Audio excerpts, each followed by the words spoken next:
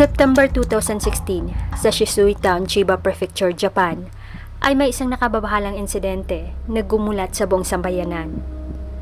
Sa isang apartment dito ay natagpuan ng mga pulis ang isang taong ilang linggo nang nawawala. Ngunit, ang nakababahala ay naabutan nila ito na wala ng buhay.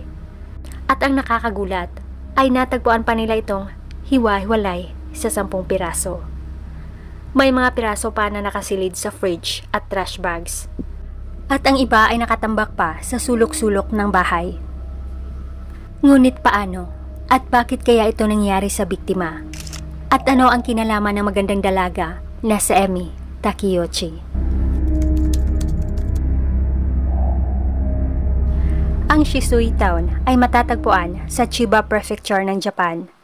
Ito ay pinaghalong rural at urban area. Isa ito sa mga sikat na lungsod sa Japan dahil sa may napakarami itong nagagandahang natural na kalikasan, historical ruins at cultural heritage na dinarayo talaga ng mga lokal at international na mga turista. Tinatansya din na mayroon itong mahigit 20,000 na population at dito nga nakatira ang Takeyoshi family. Ang pamilyang ito ay binubuo naman ng 6 na miyembro. 4 lahat ang mga anak ng mag-asawa. Ang mga ito ay sina Emi Takeyoshi, panganay sa magkakapatid, si Ryo na nag-iisang anak na lalaki at 2 pang anak na mga babae. Average worker lang si Mr. Takeyoshi, kaya simple lang ang pamumuhay ng pamilya nila. Dahil si Emi ang panganay, kaya siya ang nagsilbing katuwang ng kanyang ina sa mga gawain sa bahay.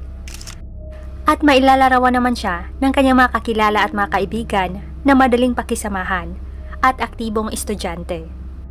Kinahihiligan niya ang sports at physical education at mahusay din siya sa academics.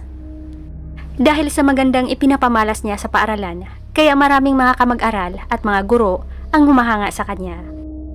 Ngunit, sa kabila ng pagiging positibo ng dalaga, ay mayroon pala siyang nakakalungkot na pinagdadaanan sa kanyang pamilya. Napaka-strikto pala ng kanilang ina at masyadong mapanakit sa kanilang magkakapatid.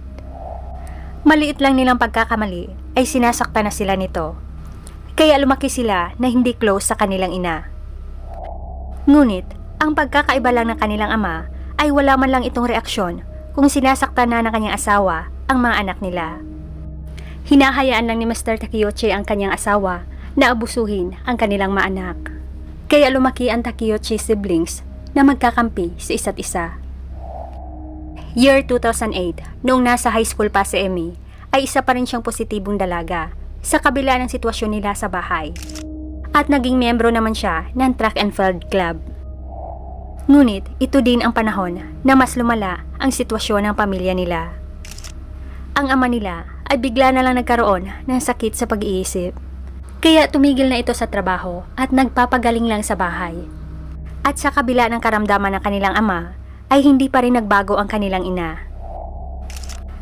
Nang makapagtapos na ng high school si Emi, ay nag-aral naman siya sa university. Productive din ang pag-aaral niya dito. Dahil gusto niya makapagtapos para magkaroon ng magandang pagbabago ang buhay niya sa hinaharap. Pero ito din ang panahon na mas lalo siyang nagtanim ng galit sa kanyang ina. Dahil kahit malaki na siya, ay inaabuso pa rin siya nito. Year 2011 ay nag-divorce na rin ang kanilang mga magulang. Nang umalis na sa bahay ang kanilang ina, ay hindi sumama si Emi, si Ryo at ang isa pa nilang kapatid. Ngunit ang pinakabunso nila ay sumama. Kaya 4 na lang silang natira sa bahay. Silang 3 magkakapatid at ang ama nila na hindi pa rin gumaling sa sakit sa pag-iisip. At wala rin silang ibang source of income. Naging dahilan ito na tumigil na rin sa pag-aaral sa university si Emi at nagsimulang magtrabaho sa isang supermarket. Simula nito ay si Emi na ang naging breadwinner ng pamilya. Madalas din siyang mag-overtime sa trabaho para mabilhan niya ng basic needs ang kanyang mga bunsong kapatid. Tulad na lang ng mga bagong damit, cellphones at iba pang pangangailangan nila. Ang income ni Emi ay hinahati niya sa lahat ng expenses nila, bills, pati na rin school expenses ng kanyang mga kapatid. Mas priority pa niya ang pangangailangan nila kaysa sa sarili niya. Ilang buwan ang lumipas ay umalis na rin sa bahay ang isa pa nilang bunsong kapatid na babae. Lumipat na ito sa ina dahil ayaw nitong dumagdag pa sa mga pasanin ni Emmy. Kaya ang naiwan na lang sa bahay ay sila na lang tatlo, si Emmy, ang kapatid niyang si Rio at ang ama nila. Ngunit noong 2014 ay pumanaw na ang kanilang ama matapos itong magkaroon ng heart failure. Sa panahong to ay hindi rin sila binibisita ng kanilang ina. Tanging si Emmy na lang at Rio ang karamay sa isa't isa. Kaya mas lalong naging close sila na magkapatid. Una ay masaya pa sila na silang dalawa lang sa bahay. Naiintindihan nila ang mga desisyon ng bawat isa. At madalas pa silang nakikita noon na namamasyal at kumakain sa labas. Pero bilang nakatatanda ay may mga basic rule na ring ipinapatupad sa Emmy sa loob ng household nila na dapat pareho nilang sundin ni Rio. Isa na sa mga rule na ito ay dapat paghatian nila ang mga expenses sa bahay dahil may trabaho na rin si Rio sa isang nursing facility. Pangalawang rule ay hindi maaaring basta-basta na lang silang pumasok sa kwarto ng isa't isa nang walang paalam. Pangatlo ay hindi rin maaaring mag-invite ng mga kaibigan sa loob ng bahay na wala ding paalam. Sumang-ayon at sumunod naman si Rio sa basic rule nila, kaya naging payapa silang dalawa ni Emmy sa loob ng bahay. Ngunit dumating ang mga araw na unti-unti na itong nilalabag ni Rio. Naging dahilan na nagkaroon na ng tensyon ang relasyon nila bilang magkapatid. At una ay pinapalampas lang ito ni Emmy. Ngunit napapadalas na itong nilalabag ni Rio. Hindi na siya regular na nagbibigay ng share para sa living expenses nila. Wala din siyang paalam na pumasok sa kwarto ni Emmy. Kinuhanan pa niya ng pictures ang loob ng kwarto. At public pa itong in-upload ni Rio sa kanyang Twitter account, kung saan marami ang nakakita. Kaya isa ito sa mga naging dahilan na sobra nang nagalit si Emmy sa kanyang kapatid. At lumala pa ito nang may isa na namang rule na nilabag si Rio. May mga araw na dinadala niya ang kanyang mga kaibigan sa bahay. Nag-iingay sila at naglalaro ng games. Sa side naman ni Rio ay mahinaing din siya sa kapatid. Napakagastos na umano ng ate niya. Nag-enroll sa ballet lessons, bumili ng electric drum sets at kung ano-ano pa. At ang ikinagagalit ni Rio ay kung bakit si Emmy lang ang pwedeng mag-ingay sa drum sets niya sa loob ng kwarto. Samantalang kung si Rio naman daw ang mag-iingay sa gaming sessions kasama ng mga kaibigan, ay nagagalit naman daw si Emmy. Ang pagtatampo ng binata sa kapatid ay naikwento naman niya sa kanyang mga kaibigan. Ayon pa niya ay napaka-unfair ng ate niya. Ngunit hindi lang pala si Rio ang naging pasaway sa kanila. May isa pa palang pinakamalaking sekreto sa Emmy na hindi niya binunyag sa kapatid. At noong araw na nalaman na ito ni Rio ay labis namang nagalit sa Emmy. Isa din ito sa mga rason kung bakit ang basic household role nila ay hindi na sinusunod pa ni Rio. Year 2016, si Emmy ay 25 taong gulang na at si Rio ay 21. Hindi na nanumbalik pa ang dati nilang relasyon. Hanggang sa naisipan na lang ni Emmy na tapusin ang kapatid. Katapusan noong August 2016 ay tinapos na niya ang kapatid gamit ang kitchen knife. Nang natuluyan na ito ay hindi pa nakontento si Emmy. Hinati pa niya ito sa 10 piraso at ang go ay finlash naman niya sa restroom. Ang ibang mga parte ay isinilid naman niya sa mga trash bags at tinambak lang niya ito sa bathroom, sala at freezer. Pagkatapos ng kanyang krimen ay dumiretso na siya sa kanyang trabaho na hindi man lang nagbihis ng damit. Lumipas ang mga araw ay hindi pa rin nagkaroon ng pagkakataon sa Emmy na itapon ang mga ebidensya. Kaya ang mga ito ay nakatambak lang sa loob ng bahay. Ngunit natiis pa rin niya ang kumain at matulog kahit naamoy niya ang mga ito na nasa sulok lang ng kanyang bahay. Makalipas ang ilang linggo ay napansin na ng mga kaibigan na wala man lang update si Rio sa Twitter niya at hindi din ito sumasagot sa mga tawag nila. Kaya noong September 12, 2016, 3 kaibigan ang pumunta sa Takeuchi residence para kumustahin ng personal si Rio. Pinagbuksan naman sila ni Emmy at sinabihan lang sila nito na wala daw sa bahay ang kapatid. Ngunit hindi naniwala sa kanya ang mga kaibigan dahil nakita nila na nakapark pa rin sa labas ang kotse ni Rio. Kaya nagpumilit na sila kay Emmy na papasukin sila sa kwarto ni Rio. Ngunit tumanggi pa rin ang dalaga at kung ano-ano pang mga alibay ang ikinuwento niya para lang mapaniwala ang tatlo.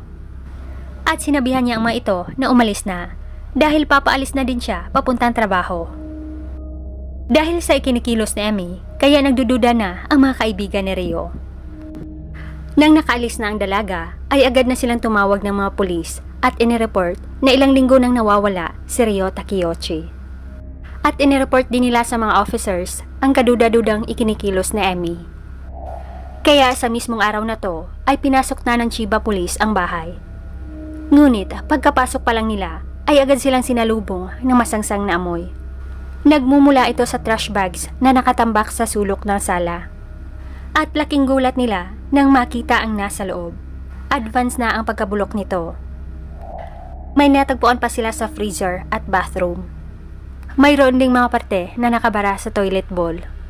At 10 piraso lahat ang kabuuan ng mga parte na natagpuan nila.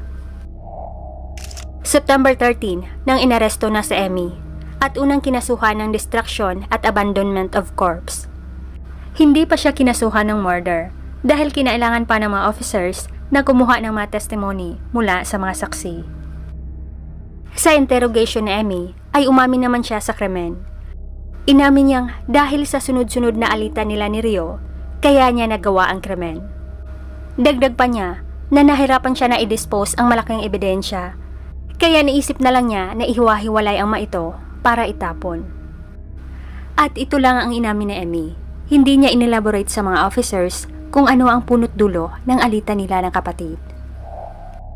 Kaya patuloy na nag-imbestiga ang Chiba Police hanggang sa nalaman na lang nila mula sa mga kaibigan at kakilala ng biktima na nag-away pala silang magkapatid noon dahil sa 3 basic rule na nilabag ni Rio.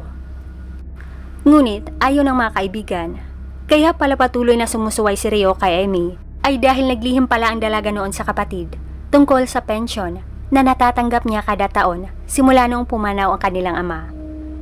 Ang pensyon ay para sana sa kanilang lahat na magkakapatid, pero sinulo lang ni Emmy. Ito ay nagkakahalaga ng 1.5 million yen o 580,000 pesos. Natatanggap pala ito ni Emmy kada taon. At nang nalaman na ito ni Rio ay mas nagalit pa si Emmy. Katwiran noon ng dalaga ay karapatan daw niya na i-treat ang sarili matapos ang obligasyon niya noon sa mga kapatid. Dahil sa mga impormasyong ito, kaya ang kaso ni Emmy Takeuchi ay nadagdagan pa ng murder case. Sa araw ng trial ay sinabi naman ng dalaga at ng kanyang depensa na self-defense lang daw ang kanyang ginawa. Ayon pa ni Emmy na noong August 31 ay naging violente na sa kanya si Rio at sinipa pa siya nito. Kaya daw siya kumuha noon ng kutsilyo. Pero hindi daw niya intensyon na wakasan ang buhay ng kapatid at kung ano-ano pa ang ikinuwento niya sa korte. Ang inako lang niya ay ang destruction of corpse. At dahil sa walang nakakaalam kung ano talaga ang tunay na nangyari noong araw na yon, kaya hindi naging posible ang unang isinulong ng prosecution na 18 years imprisonment. Sinentensyahan lang ng Chiba District Court si Emmy Takeuchi ng 10 years imprisonment. Ngunit noong 2019 ay binawasan ng Tokyo High Court ang sentensya kay Emmy. Mula sa 10 years ay naging 7 years na ito. Matapos maipasa ng defense team ang self-defense na intent of crime ni Emmy. Matapos ng trial, ang psychiatrist ay nag-conclude na si Emmy daw ay nakaranas noon ng pagbabago sa pag-iisip dahil sa complex environment o komplikadong kapaligiran at dahil din sa dysfunctional upbringing nila noon. Ang kaso ng Takeuchi siblings ay isa sa mga kaso sa Japan kung saan nahati ang opinyon ng mga nagsubaybay sa kaso. May mga sumimpat siya kay Emmy at mayroon ring mga sumimpat siya sa biktima. After 7 years ay wala nang nakakaalam kung nasaan na si Emmy. Binansaga naman siya ng ilan na butcher lady of Chiba Prefecture. At dito nagtapos ang kwento ni Emmy Takeuchi. Hanggang dito lamang mga ka-curious. Maraming salamat sa lahat na nanood at patuloy pa ring tumangkilik sa Pilipinong Curious. Maraming salamat kay Mylene Mendoza, Emel Gopez, Maris Home Cooking, Christina May, Sarina Pangundil, Maldita, Kenneth Trompas, Jeros Norte, Lo Valiente, Michelle's True Crime, V-World Cyprus, Candice Sheila Venus Corpus from Singapore, Ferdinand Abarquez from Jubail, Saudi Arabia, Inday Goodness TV, Ray Vargas, Lady Isa, Lisa the Explorer from Netherlands, Janeth Ramotigi, Chandler Valentino, Eugene, Malaya Kana, Ofelia Alfaro, Zion, Maria Rivera, Maymay Bonifacio from Tarlac, Jumar Pumikpik, Janet Majima, Ken Acario, Dennis Juvena, Shinunaga Evelyn, travelw.b@aldaal.